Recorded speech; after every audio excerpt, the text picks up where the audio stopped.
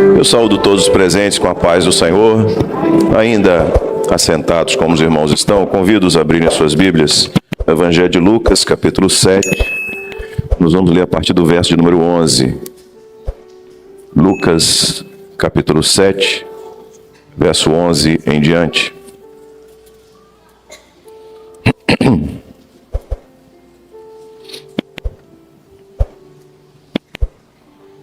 Lucas 7:11 está sendo projetado para aqueles que precisarem usar. Convido a congregação a se colocar de pé, em reverência à palavra do Senhor, que diz assim, Lucas capítulo 7, verso 11. E aconteceu pouco depois ir ele à cidade chamada Naim, e com ele iam muitos dos seus discípulos e uma grande multidão. E quando chegou perto da porta da cidade, eis que levavam um defunto, filho único de sua mãe, que era viúva. E com ela ia uma grande multidão da cidade. E vendo-a o Senhor, moveu-se de íntima compaixão por ela, e disse-lhe, não chores. E chegando-se, tocou o esquife, e os que o levavam pararam. E disse, mancebo, a ti te digo, levanta-te. E o defunto assentou-se e começou a falar, e entregou a sua mãe. Até aí que o Senhor nos abençoe. Senhor Deus, assim como entoamos louvores a Ti nessa noite, Senhor, o nosso ser se alegra grandemente por estarmos na Tua presença e, sobretudo, porque Tu estás aqui. Te louvamos, Senhor, pela Tua bênção, pela forma como o Teu Espírito conduz todas as coisas, como tem falado, e pedimos, Senhor, que seja a Tua palavra o alimento para as nossas almas, e que esse alimento nos seja servido pelo Teu Espírito Santo. Pedimos assim a Tua bênção, oramos em nome de Jesus. Amém. Todos podem se sentar. Meus irmãos, nós estamos finalizando um período do ano onde o foco principal, não único, mas principal das nossas orações são os jovens. Nós temos, por orientação de Deus, períodos, meses do ano, onde em cada um deles nós temos um foco principal de oração. Esse mês nós oramos pelos jovens. Os jovens tiveram reuniões, tiveram vigílias, tiveram experiências na presença do Senhor. E a palavra hoje, ela tem também como prioridade os jovens, embora uma coisa que eu gosto de dizer, a juventude está na cabeça, né? Ou seja, para mim, eu ainda sou jovem. E aí cada um também vai se posicionar. A palavra do Senhor é para todos nós. E interessante que se existe uma expressão da língua portuguesa, aliás, em vários idiomas, mas essa expressão traduzida na língua portuguesa que é afeita ao jovem, essa expressão é vida. Quando você pensa no jovem, você pensa em vida, você pensa em tempo, você pensa em futuro, você pensa em alegria, você pensa em disposição, força. Você perguntar para um homem da minha idade, gostaria de fazer essa menção, não, mas tudo bem. O que você queria mais ter hoje? Não, eu queria ter a minha cabeça e 18 anos de idade. É tudo que eu queria. Certamente eu ia ter uma prosperidade, eu iria viver uma experiência diferente. É isso, todo mundo pensa assim. Quanto mais o tempo passa, quanto mais longe a gente vai ficando da juventude, menos aquela expectativa de vida pulsante em cada um de nós. E para o jovem não. Você falar para um jovem, ó, isso aqui vai acontecer daqui a 5 anos. Para ele parece que é uma eternidade. Porque ele tem tanta vida que ele imagina quantas coisas ele vai viver nesses 5 anos até aquilo acontecer.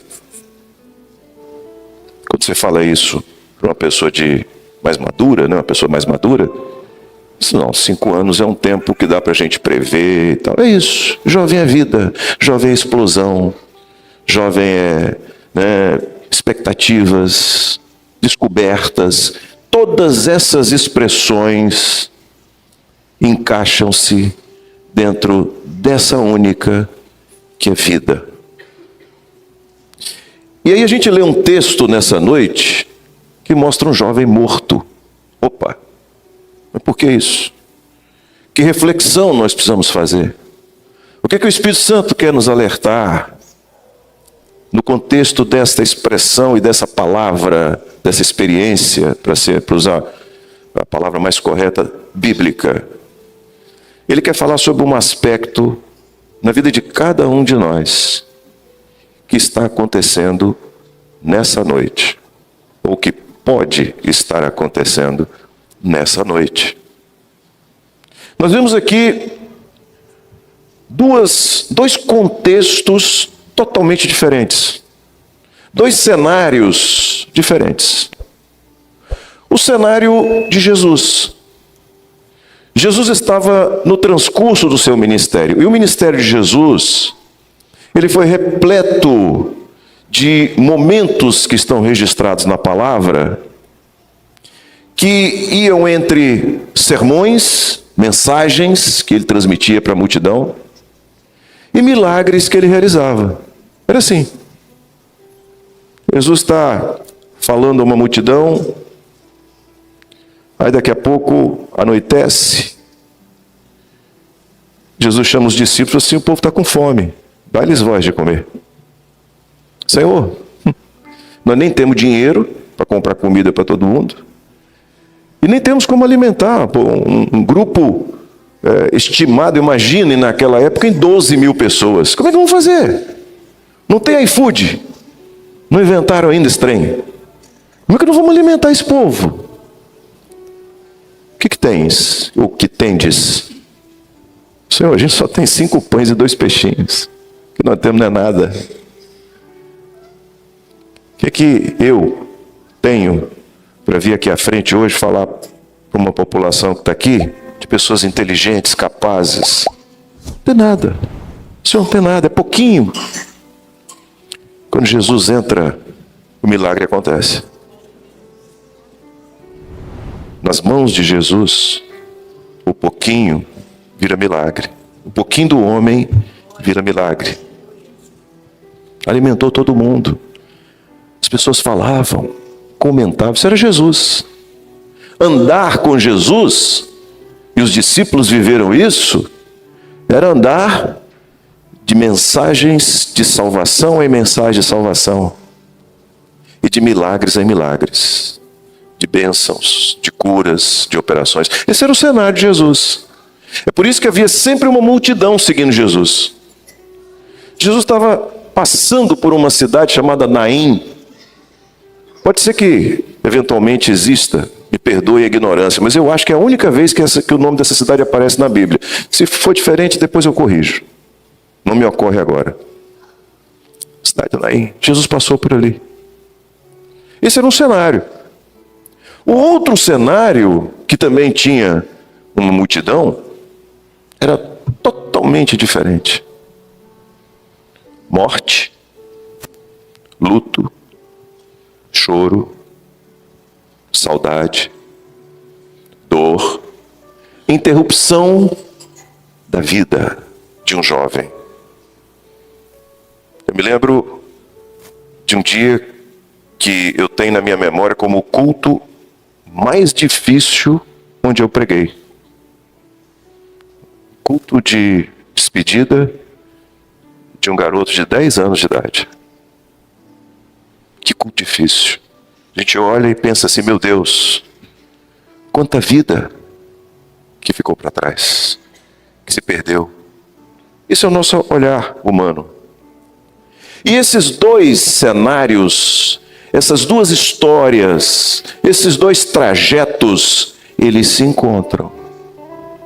E quando eles se encontram, aquilo ali não se tornou apenas um momento, apenas um encontro, apenas um momento de curiosidade. Que multidão é essa que vem de lá? Ah, é um homem chamado Jesus que anda pregando e fazendo milagres. E essa multidão quem é? Não, senhor, que vamos respeitar. É um momento de dor. Já aquele primeiro momento de despedida tinha acontecido, já estavam indo para a sepultura. Alguém podia, depois daquele encontro, se fosse casual, depois lembrar, outro dia eu estava viajando com Jesus e aconteceu, a gente encontrou. Podia lembrar, né? Aquele momento difícil, aí passou aquele camarada chamado Jesus com o povo dele. Que lembrança! Eu quero dizer uma coisa nessa noite. Não importa qual seja a sua trajetória, hoje ela está se encontrando com a de Jesus. E não é por acaso. Não foi por acaso que Jesus passou por ali. Ele passou porque havia um projeto do Pai para aquele jovem, para aquela mãe, para aquela família, para aquele povo, para aquela cidade. Não é por acaso que Jesus está aqui nessa noite e você também está, é porque Ele tem um projeto para a sua vida. Ele veio por você. Ele veio por mim também. Ele veio pela igreja. Mas é maravilhoso a gente entender que Ele veio por cada um de nós. Jesus se encontrou. Aquele encontro mudou tudo. Aquele encontro transformou tudo. A perda de vida que se percebia ali se tornou uma vida muito mais maravilhosa por causa do encontro com Jesus. Ele faz a mesma coisa hoje. Jesus se encontrou, e é interessante que o texto diz que ele fala sobre a situação familiar, era uma viúva, ele era o filho único, ela chorava ali. Mas a Bíblia não fala por que aquele cara morreu. Não fala. Não fala por que aquele jovem morreu.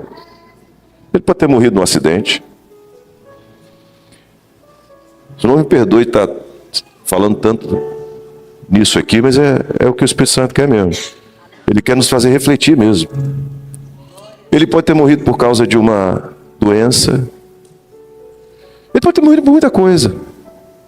E o que acontece na vida do homem, e às vezes, e muitas vezes até na vida do jovem, é que ele também morre. Não para esta vida, mas para a vida que é muito melhor do que esta vida. Que é muito mais maravilhosa do que esta vida. Para a vida que, de fato, nos faz ter a felicidade. O que é felicidade para o jovem? É efêmera. Passa rápido. O que é felicidade para um povo que vem a esse lugar todo dia, com uma alegria incompreensível fora daqui, para glorificar ao Deus que tem dado tudo? Isso é felicidade. É uma felicidade que não termina quando o culto termina, ela continua. É uma felicidade que nos faz despertar numa segunda-feira de manhã e dizer: o Senhor é maravilhoso. E Ele vai ser maravilhoso comigo ao longo dessa semana, porque Ele nunca deixou de ser maravilhoso. Porque a experiência que eu tenho com Ele é verdadeira. Eu não vivo de uma pregação simplesmente. Eu conheço Deus a quem eu sirvo. Isso é vida. Vida é saber que não importa por onde eu terei que passar. O salmista dizia que ainda que eu andasse pelo vale da sombra da morte, eu tenho vida. Eu não vou temer mal algum, porque tu estás comigo. Isso é vida. Vida é poder dobrar o seu joelho ao lado da sua cama e saber que o Rei dos Reis, o Senhor dos Senhores está ao seu lado. Isso é vida. Vida é você estar diante de uma luta terrível e você ouvir de Deus: eu vou te abençoar, e você já sabe que você vai receber a bênção. Isso é vida.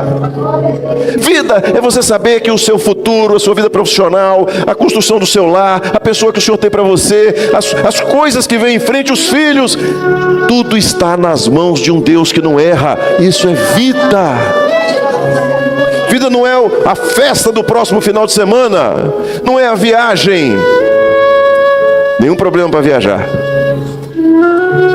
Vida não é o time de futebol que ganhou. Vida não é o videogame, vida não é... Eu estou tentando aqui trazer expressões do dia a dia dos jovens, que nem são afeitas ao meu dia a dia. Mas eu sei o que é vida, porque Deus me deu vida e vida em abundância. Um trajeto da vida, o outro trajeto da morte. Um trajeto que levava o jovem ao fim.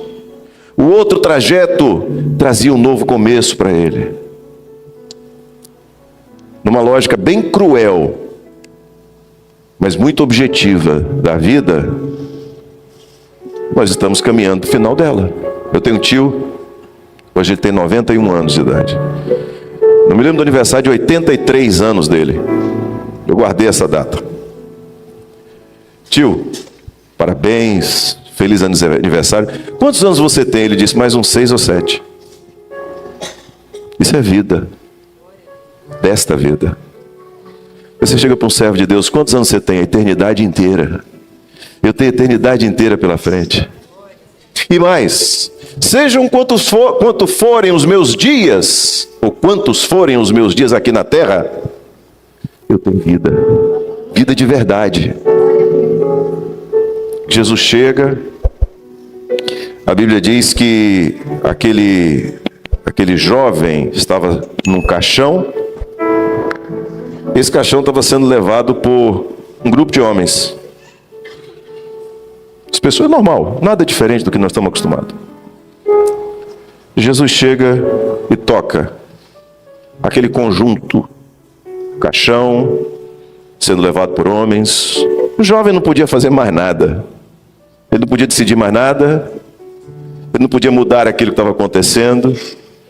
O seu gosto, o seu interesse, as suas decisões faziam absolutamente mais sentido ali. Ele estava sendo levado. E o jovem desse mundo, ele também está sendo levado. Está sendo levado por muitas coisas. Se você olhar, se você perceber, você jovem, o que está ao seu redor, o seu contexto social, amigos, parentes, você está sendo levado. Há muitas decisões que eu sei que você tomou, não porque você acha melhor, mas porque todo mundo está fazendo. Está sendo levado pelos outros. Aquele jovem estava sendo levado. E por vezes, nada pode mudar isso, a não ser a presença de Jesus. Jesus chegou, tocou. Mas quem é esse homem para mandar parar esse cortejo? Quem é esse homem para mudar o rumo da minha vida? É aquele que morreu por você, que deu a sua vida por você, que está à destra do Pai, que intercede por você todos os dias. É aquele que te deu a salvação. É esse homem que pode e que vai mudar a sua vida hoje, porque hoje é o dia do seu encontro. Ah, mas não tem mais jeito. Morreu não, Ele é o Senhor da vida. É interessante que 2 vezes na Bíblia se registra isso. Primeiro foi com Lázaro, 4 dias depois de morto. Agora com aquele jovem, aquele mancebo, porque Jesus deu uma ordem a ele. Jovem, a ti te digo, levanta-te. Meus irmãos, não há voz que vença a barreira da morte como a voz de Jesus. Só a voz de Jesus rompe qualquer barreira que te impeça de ter uma nova vida hoje. É a voz dele. E ele está falando desde o início desse culto. Ele está falando com você. A mensagem dele é para você. A palavra dele é para você. Ele está ao seu lado como estava ao lado daquele jovem. Jesus olha para aquela mãe e diz assim: não chores. Eu já falei isso aqui. Não chores. Se fosse uma análise sociológica, filosófica, por que aquela mulher estava chorando? Ela tinha todos os motivos para chorar. Não chores. Senhor, como é que eu vou parar de chorar? Meu filho está morto. E eu já disse isso aqui. Isso é vida. Porque quando Jesus diz, vou fazer, Ele faz. Meu servo, descansa. Senhor, como é que eu posso descansar? Eu estou no meio do maior problema da minha vida, Senhor. Como é que eu posso descansar? Meu servo, descansa. Que agora não é com você não, é comigo. Agora não é o seu recurso, não é o meu recurso. Agora não é o seu poder, não é o meu poder. Descansa. Meus irmãos, isso é vida. Isso é alegria, isso é vida em abundância. Que coisa maravilhosa. Não chores. Porque hoje, nesse encontro, há uma mudança de vida. Jovem, quem está falando com você não é o pastor da igreja. Quem está falando com você não é o grupo de louvor. Quem está falando com você não é o professor de criança. Jovem, quem está falando com você é Jesus. Ele está te dizendo, levanta-te. Porque Ele não te fez para você ficar nessa situação que você está. Ele não te chamou, Jesus não morreu por você para você viver desse jeito. Ele quer te dar vida. E creia, nós só estamos aqui porque nós temos essa vida. Nós experimentamos ela, nós testemunhamos dela, nós vivemos esta vida. Viva também, porque é Ele quem está te chamando. Eu te digo, levanta-te. Que coisa maravilhosa, que simplicidade e ao mesmo tempo que poder. Esse é o culto da obra. Ele é simples, mas há anjos nesse lugar. O Espírito Santo de Deus está aqui. Jesus está presente. O Pai está presente. Ele se alegra quando nós nos reunimos para adorá-lo. Levanta-te. Sabe o que Ele fez? Ele fez o que nós vamos fazer agora. Ele se levantou e começou a falar. Você sabe por que a gente não cansa de pregar? Porque nós estávamos no lugar daquele jovem. Mas Jesus nos deu vida. Nós não cansamos de pregar, não cansamos de cantar, não cansamos de adorar esse Deus. Nós precisamos falar, nós precisamos anunciar, nós precisamos pregar, porque nós estamos pregando hoje. Porque nós éramos aquele jovem, mas hoje o Senhor nos deu vida. E hoje você veio aqui, seja mais jovem, menos jovem, não importa, para você ter um encontro com o mesmo Jesus e para você ter a mesma vida maravilhosa, em abundância, eterna, que esse Jesus tem nos dado. Nós vamos agora falar através do louvor. Louvado seja o nome do Senhor.